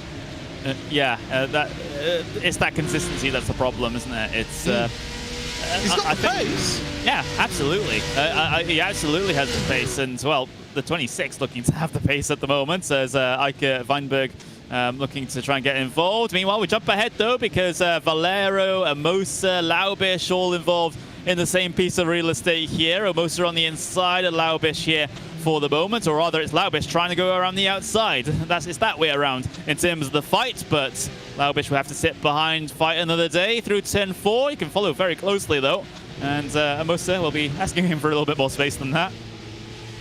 Well, they all get through though, that's the main thing, but Amosa trying to move forward. Valero currently up 4 positions in this race, are really going well out there. Simon Amosa up 8 positions. He's the best of the drivers moving forward in all of this, is Simon. So really, really good start. Of course, took advantage of Dylan Scrivens' spin in lap 1 at turn 1, but yeah, certainly Amosa showing some good pace and some good race pace to move forward in this field. Yes, and well, let's see how his progress is, because still a lot of time left in this one. There's the well with the 21. There's Volkovic, Igor Kos, and Abano Mora. So Igor Kos started at the very back of the field today. He's up into P18, so he's lost the position recently to that driver of Volkovic, but still from 24th, gaining a handful of positions, not too bad so far for the driver from FTR Esports. But you know, as this race goes on, of course, the field will tend to thin itself out a little bit more, and the little mark that you set for yourself gets a little bit closer in terms of the position you want to be in. But for Kos at the moment, it's been a better race 2 than it was at race 1. Yeah, certainly showing some good handling out there and an improvement on race 1. Then again, I don't think it could be much worse really for him from race 1. We've got battling with Regera and Siratek. So Martin Siratek still battling away, wanted to move forward into 15th, and he's going to take that position, but Regera can hold it around the outside here. Here comes Siratek then, still pinned on that inside, and Regera not able to do anything about it. Will have to fall behind for turn number 4. Be careful with the off tracks there. Remember, if you do get 17 off tracks, or 17 instant points is the better way to describe it, then you will have to serve a drive-through penalty here in this series. So that's something to be very careful of. Maybe not so much at this track, but others it is certainly very David important. Williams. Ooh. What's happened to David Williams out there? He's dropping down our timing screen. I think he's had an issue. I think he's had a technical issue. Oh no. I'll try and look into this. Yeah, he's had a technical issue. Well, everyone, this is the nature of online racing sometimes, unfortunately. And yeah, it looks like David Williams not going to return to the land of the living. So looks like, well, from what was going to be another rather comfortable P number 5, if not more, for David Williams. And there is confirmation. Having those technical problems. So for the VRS kind of sim sports driver, that's really going to hurt. That's really going to hurt him now in terms of points lost to damn beats for that 3rd place situation in the championship. He's even losing a lot of points to Vecchio and indeed Scrivens as well. So yeah, that's going to hurt. And Dylan Scrivens is not going to like this. A 5-second penalty for lap 1 for not holding his brakes. So when he spun around and the car went backwards into Ferreira, he wasn't holding his brakes, the stewards say. So that's a 5-second penalty. Also a 5-second penalty for car 69, which is Max Furtwängler, who was involved in one of those incidents that we saw in the opening of the race. But, well, he's out of the race anyway, so that's more about giving penalty points. Meanwhile, Simon Amosa, nice move on Gianni Vecchio. Carlo Valero, sorry. Is that the second time in this event that Amosa has just made a pretty crazy move that we've seen just a little late? But yeah, I mean, it was helped by the fact that Valero locked up the brake into turn 3 and therefore compromised his run into turn 4. But still, great bit of driving for Amosa to be able to go all the way around the outsides there. Not an easy thing to do at all. And now Laubish looking pretty aggressive on the back of Valero's Porsche here as well. Looking like a toy car with the flames going on the side there. It's a very 13-year-old's take on a racing car, but you know, I don't mind. It's a bit of variety. Hey, well, it works for him. And it's easy for us to spot as well. Another penalty coming in, 5-second penalty for the 77, which is Patrick Chilakowski. So he's got himself a 5-second penalty for the contact down at the chicane on lap number 2. He indeed does. So those penalties being handed out and those penalty points being dished out too. But of course, you know, for someone who's already, well, coming into this race has 0 penalty points because you haven't competed in the race, in any race so far. Not too big of an issue, especially this late on in the season. But we're running on board with Laubish at the moment, and well, flashing of the lights is well, here comes Lucas Lippert in the 222, trying to get through on that number 55 car of Dylan Scrivens. Lippert looking to go the long way around, maybe causing Scrivens to commit a little bit too much, but no, Scrivens got the car stopped. It was Scrivens actually making the move on Lippert there through the last corner. Again, it's at that last corner. Scrivens seems to really enjoy making a lunge down the inside into that last corner and then keeping it side by side down the start and finish straight to give him the inside of turn number 1. So, yeah, Scrivens seems to have that dialed in, whereas nobody else seems to make that move. But he knows now that he's got a 5-second penalty. He needs to try and move through these cars and pull out a gap to be able to try and mitigate that 5-second penalty in the results. Yeah, it was well. This exact situation was a big discussion in the F1 a little bit earlier, wasn't it? Well, if you haven't watched it, I won't say who that was involving, but yeah, we will. We have our exact same situation here today as well. But looking back to the fields, though, a little bit of fighting back here, just trying to identify the cars. That's Albano Mora and Igor Kos, I believe it is. Yeah, it is Igor Kos. That's looking to try and get through on Mora here. So he's 17 and 18 respectively in this little duel. And well, let's see what comes of this one, because Kos has been pretty aggressive trying to get his way back in the field and follows relatively close to the Porsche ahead of him through the Vorsteiner curve. But Mora's able to pull a gap here on the way into NGK. Well, this is, again, intense battling further down. Oh, Scriven. That's not Scriven, sorry. That is Simon Moser and Nicholas Laubisch. So Laubisch able to get ahead of Guile Valero in this battle. And now Simon Moser is in a really strong 6th place, looking to try and break the slipstream here. Yeah, and, well, not entirely successful at it, as Moser is still leading this train for the moment, and well, a whole bunch of very, very quick drivers behind him trying to get through. But Laubisch not able to find a way there just yet. Valero also kind of in a bit, kind of on the outside looking in. There's a bit of a door-to-door scrap going on behind these guys, though, between Lucas Lang and Dylan Scrivens, as Scrivens looks to try and grab that P9 away from Lucas Lang, and he does it down the inside right there. Lang does have to move across to try and make sure Lippert doesn't get any ideas either. I do have good news, everybody, because David Williams is back out on track. He's a lap down, but he is back out there on track. So he's just desperate to get whatever points he can get from this race. You can't just say you have good news in a car context, because everyone will think about Top Gear basically there, Paul. But yeah, you're absolutely right though. More Futurama, but anyway. I mean, yeah, that's also valid. But yeah, there he is on the right-hand side. David Williams, of course, well towards the back of the field. Of course, you do get points at every single position here. So this is damage limitation for David Williams, hoping that maybe someone has problems a little bit later on and they retire from the race while he's still lapping a lap behind everyone, so he'll be able to get those positions. That's the objective there for Williams. And that's what you have to do here. You have to do that to be able to get as many points in the championship as possible. And Simon Amosa, well, he's not giving this one up without a fight, is he? Because Nicholas Laubisch and Simon Amosa absolutely together, to quote our colleague, side by side in towards T number 1. And it's Laubisch who's just going to be staying ahead for the time being.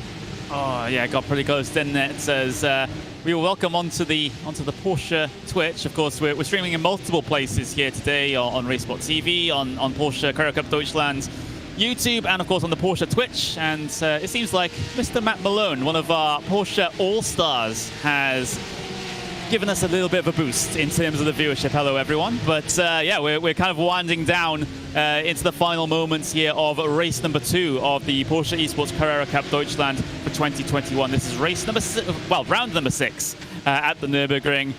Race number 12, if you're counting races. But for the moment, it seems to be the main thing, the main feature of this event is this battle for P6 going on at the moment between Amosa, Laubisch, Valero, Scrivens. We've also got the ever-looming threat of the battle for the race lead as well. Yeah, now Pinto, he's been sat about half a second to 3/4 of a second behind pretty much for the entirety of this race. So he's sat there with Beneca. Now they have actually moved ahead and got clear of Dambita Vecchio, so they can start thinking about making some moves and pushing some buttons and getting forward. Gal Valero here, he's got a prime seat to look at this battle between Amosa and Laubisch into the NGK chicane once again. And Valero, you've got two schools of thought here. You either sit back, wait for those two to have an instant and gain 2 places, or go aggressive and try and disrupt both of them at the same time. I certainly know which one I would go for, but then again, I don't have the skill to execute it. So maybe being aggressive, maybe not the right option here if you can't execute it. But there's the battle for 6th place on the bottom right-hand screen. You can see everyone involved in that one. The top 3 trying to gap Dylan Scrivens here, as he's the one very much on the outside looking into this battle. But Mosa has been looking here and there on that Urano Esports car ahead of him. Hasn't been able to capitalize on any open doors for the moment, though. So it's been a bit of a tough time for Amosa, but certainly not out of this battle by any means. So he's still got that half a second gap between the race leaders, though. And I think that Laubich has actually used up his rear tyres. I think he's had happen what happened to Pinto in race number 1, and he was just sliding through the exit of turn 1. Was Laubich. He's got a good gap between himself and Amosa, so not be under pressure immediately, but you know, he's got to start worrying, especially if he locks up like that and runs so wide through Dunlop, and Amosa's just not quite close enough to take advantage of that. Oh, that was almost a moment there. Laubich has to be very, very careful. Kind of did almost something very similar to what Pinto did at the end of race 1, which gave the race win away to Maximilian Benecke, just washing up in the middle of turn 7, and that wasn't an ideal turn 10 either. So Amosa now can really try to turn up the heat. He's going to be sitting inside the slipstream through at Van Bogen. Might be able to get the run up in towards the NGK chicane. It's a very risky overtaking move up into there. That's why he's backed off of it and has decided to again follow through in single file instead. But it seems like you're right here, Paul. The rear tyres of Laubich's car perhaps not at their peak performance is probably the nicest way to put it. It's certainly, by the way, Pinto's got within 0.3 of a second now at the front, so business is picking up at the front of the field once again. And look at that, Amosa, he's not worried about trying to keep in the draft there. He feels confident that he will be able to make a move in this battle for 6th place. And a little blip of a lockup there from Laubich down into the corner as well. It seems like he's struggling just that little bit more at the very front of this train, and he knows if he puts a foot wrong, then Amosa's certainly going to go for the move. Maybe even Valero trying to follow through in Amosa's tyre tracks as well. You quite rightfully mentioned, though, the race lead now within a handful of tenths of a second. So we're sort of seeing a repeat of race number 1 up there, except the drivers are swapped around, haven't we, Paul? As we see a problem involving Igor Kos and Mora. Those guys were stuck together like glue throughout this race, but now, well, making contact isn't the idea. And also stalling your engine, and when you're trying to get going again when there's cars bearing down on you, won't be comfortable. Lippert here. Oh, do you know what? It must feel like a series of what-ifs here for him today. That incident in race 1 where just getting away from the line, car not getting away in front of him, he tries to avoid them and goes into the wall, has just cost him all these 2 races. He's making a lovely move around the outside of Lang there. I say that, and there's a bit of trading paint there. Bit of a shove on the way through Vorsteiner, and I think Lang will be flashing the lights there to say, that was a little bit naughty there, just trying to shove me out of the way with your door. But continuing on, by the way, race lead 2.5 tenths of a second, so Pinto's turning up the heat now. Pinto is within striking distance of Benecke. It's almost like deja vu, but this time it's Pinto on the offense in towards turn number 1 for the race lead and for the championship lead as well. Connor, are you secretly writing a script for this series to give us these close races? This is fantastic between your 2 championship leaders right now. Pinto has a 3-point lead going into this race.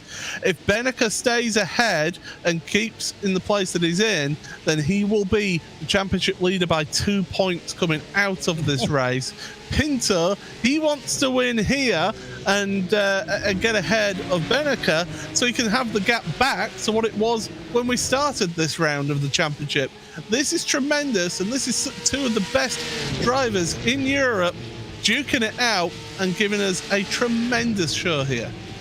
It is incredible seeing these guys go wheel to wheel, and we mentioned during the break how respectful they are with it as well, but sometimes, well, sometimes those relationships can be tested. Even though these guys are part of the same team now, I think they'll still give it a good go in terms of the fight here, because the championship is worth so much more than team allegiances sometimes, especially when it's not a constructors or teams championship.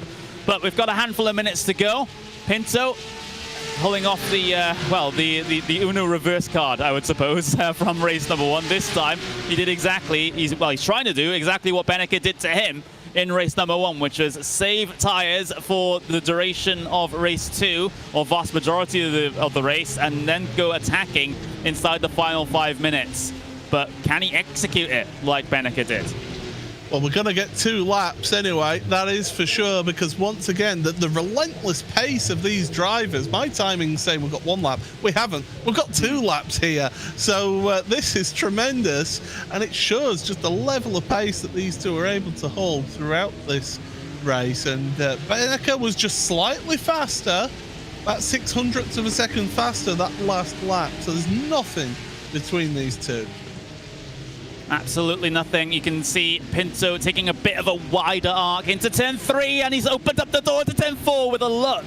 Backs out of it low. He knew that door was always going to be swinging shut. The trajectory from Beneke was going to basically guarantee a collision if he committed. That was never on, was that move, and he realized as soon as he went in towards turn 4, he's like, nope, I'm going to get on the anchors. And yeah, fortunately no contact between the two of them, but it's Pinto showing his intent here. He's saying to Max, look, I'm the faster driver here, let me by. If you don't let me by, I will force the move on you. And Pinto, he needs a good run here. He needs a good run through the Schumacher S.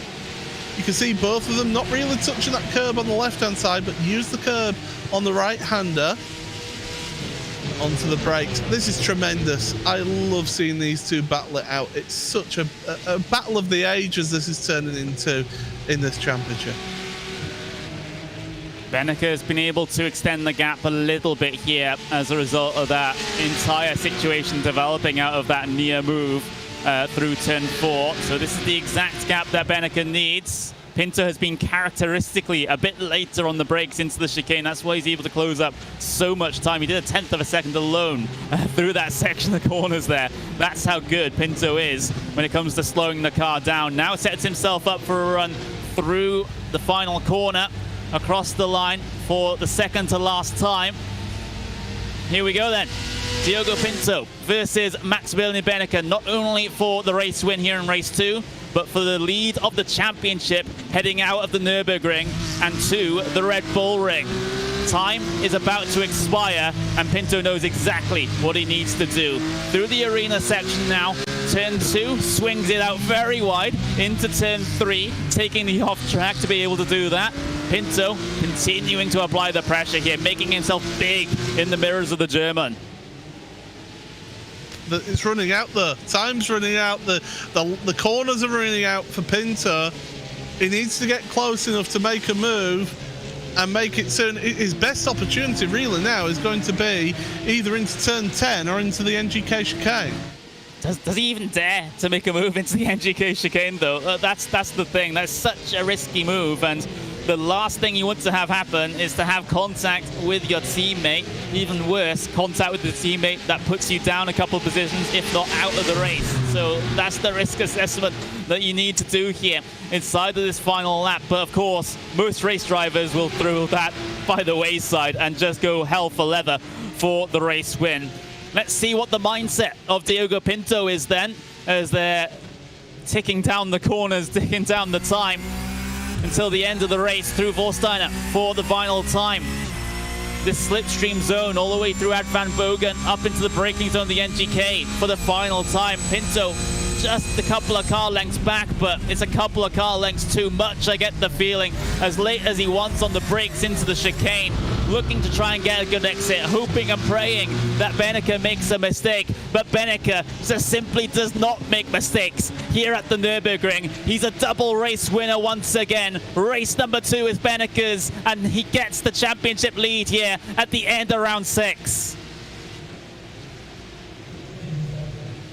This could be one of those points in the championship, Paul, where we could say that well, the championship was potentially decided here, but as we see the battling further back as well, but the points are so close still at the very front of the field. So we have a championship on heading into the Red Bull Ring, and of course the final round.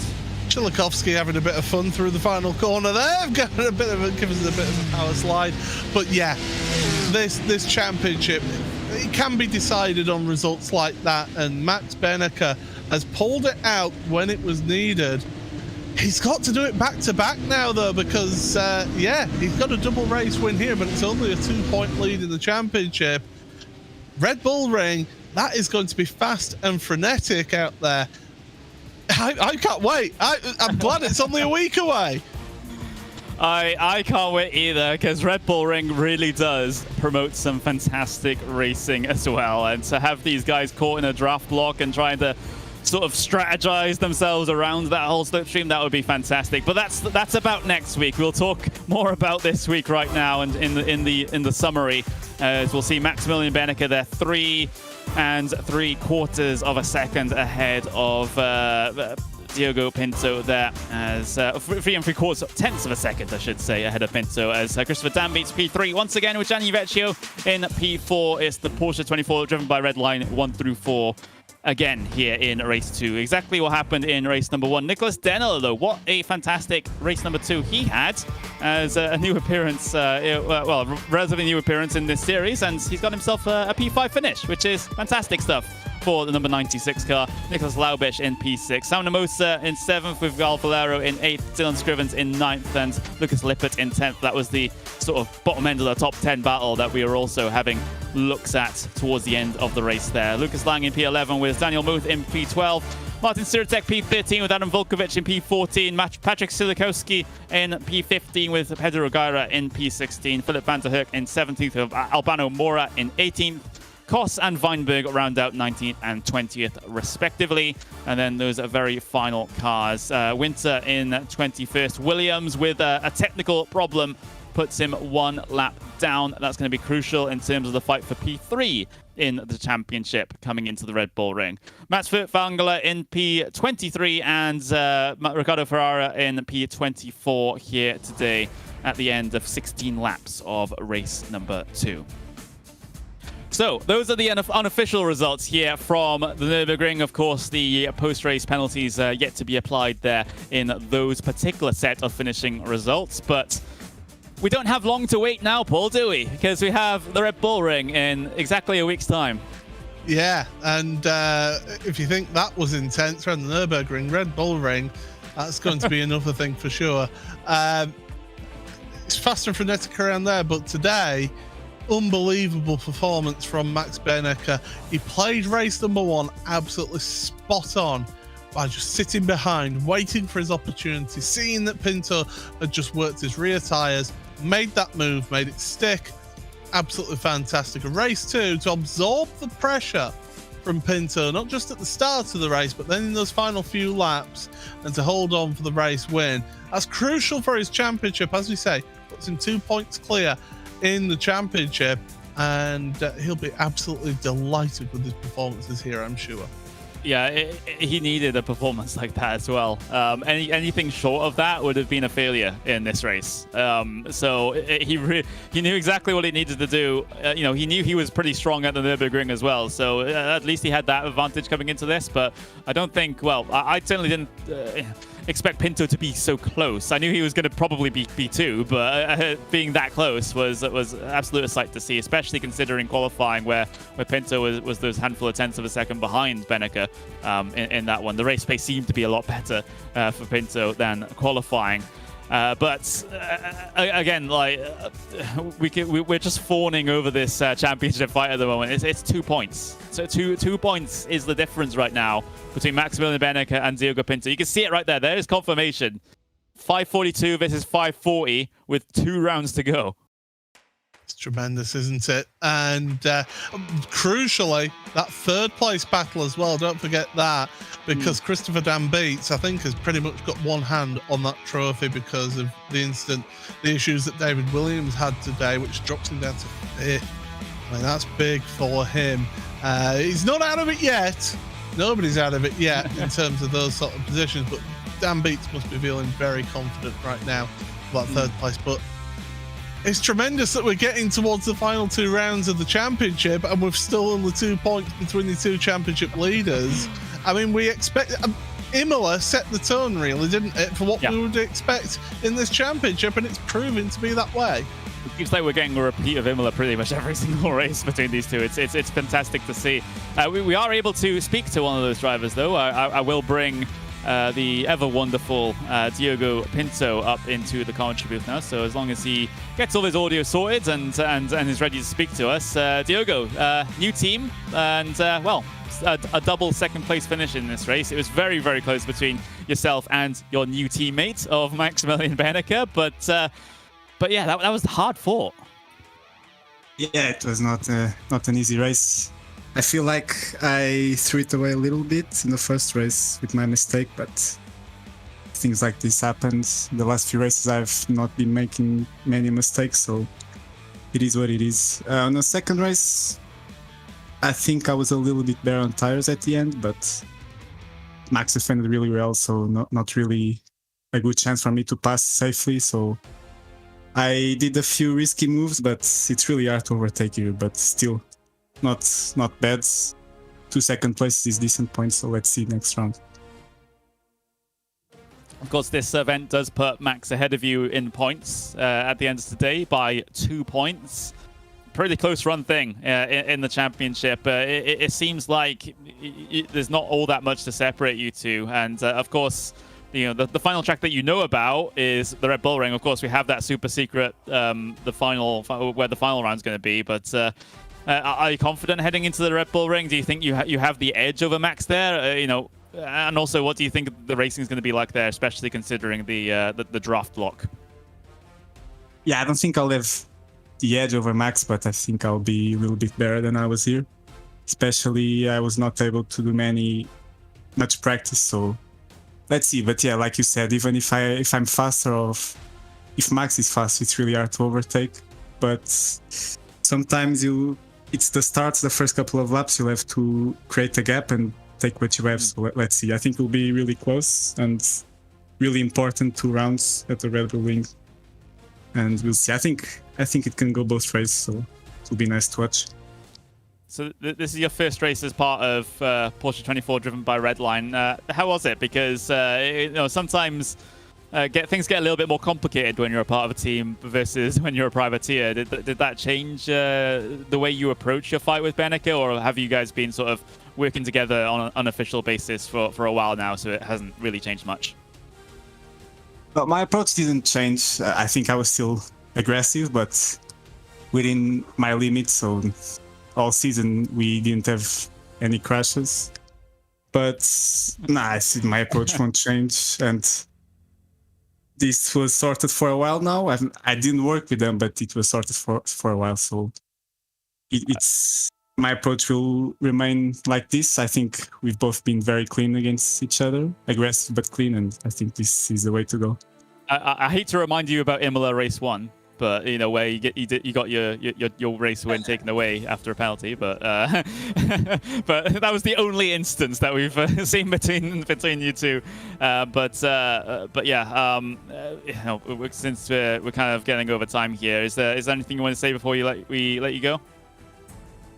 Nah, I think it's really nice to battle Max. He's really fast. I'm always on edge, so let's see. I think it'll be really entertaining to see who gets on top at the end, and especially next round will be really important for both of us. Yeah, absolutely. So I will let you go here and enjoy the post-race debrief with your new teammates, and we'll see you, well, same time, same place next week for the Red Bull Ring. Yeah, bye-bye. Thank you. Well, that was Diogo Pinto, their new driver for Porsche 24, driven by Redline. And, well, you heard it from him, Paul.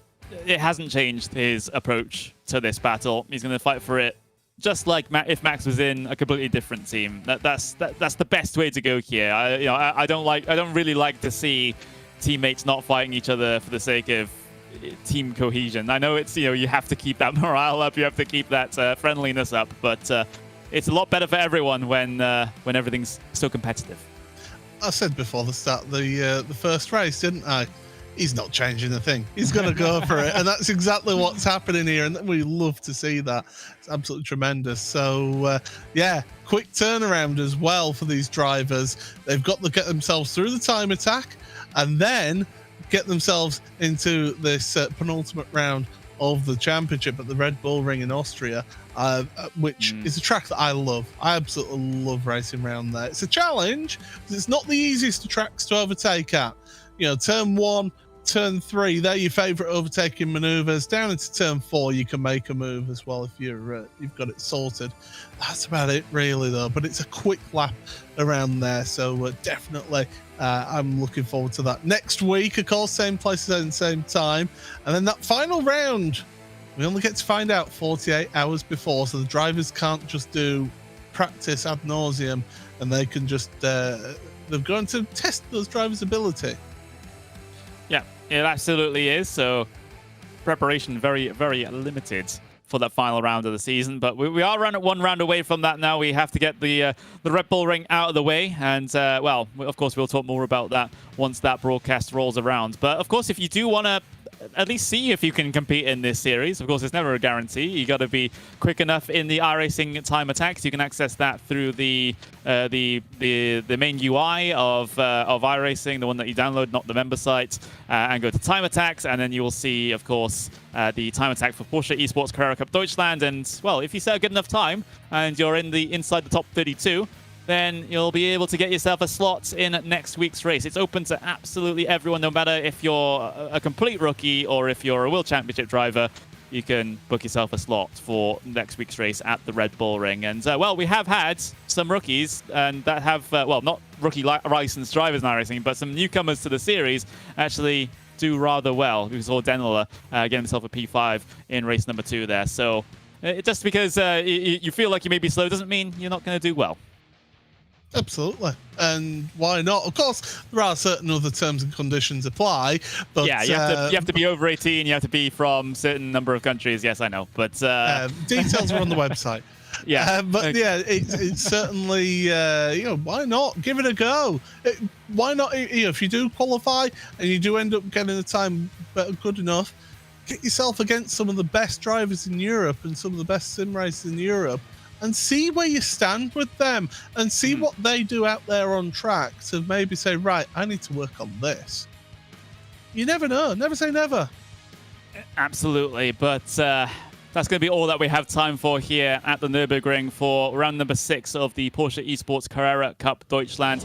We are 2 rounds away from crowning a champion. It's between 2 drivers, Maximilian Benecke and Diogo Pinto, separated by just 2 points, heading in towards the penultimate round at the Red Bull Ring. Same time, same place next week. You do not want to miss that, because the championship seems like it's only just got started. As we'll enjoy a little bit of a break, but not too long before we're live back on the air for the Red Bull Ring. I've been Connery Maddock. I've been joined by Paul Smith, and we'll see you guys next time.